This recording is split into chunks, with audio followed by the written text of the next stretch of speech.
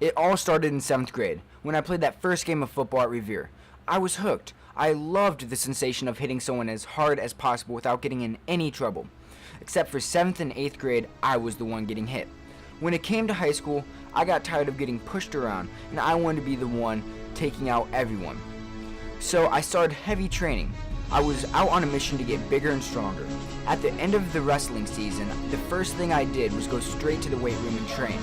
I squatted, I deadlifted, and I benched. I did everything possible to get bigger, stronger, and faster. And it worked. I was the biggest and strongest on the team, excluding Ben because that's unfair. And when it came for the first day of practice, I was ready.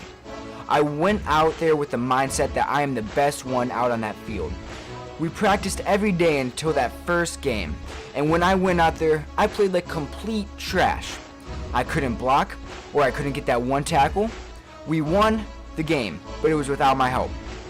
The next week, I hit the gym with pure aggression, right after practice every day to get ready for the East Lake North game, a 44-player team against a 16-player team. I lifted past my limitations, I beat my records, and I knew I was ready to take on that excuse for a team. The bus ride there was completely silent. The kids next to me were nervous since the size varied so much. However, I was filled with pure anger and hatred. I sat there ready to knock heads and take out everyone in sight. When we got there, the players looked at the size of our team and just laughed, and that just made me even madder. Right before the game had just started, I looked my kid directly in his eyes and said nothing. You could see the fear inside of him.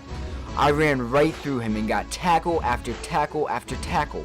By halftime, I had a total of 8 tackles and 2 sacks, but I was not satisfied. I went back out there, ready to hit harder and harder.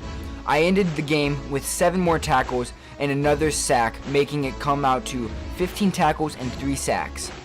I left the stadium that day with a headache, but that wasn't all. I left with a smile, knowing that I destroyed that team.